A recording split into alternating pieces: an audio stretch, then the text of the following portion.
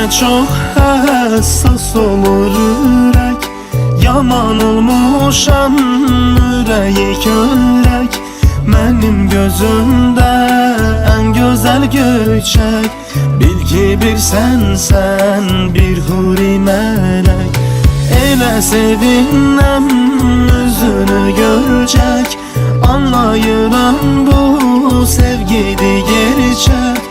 Eşkimiz şirin bal kimi desək, sevgindi çiçək, qəlbimdi pətək.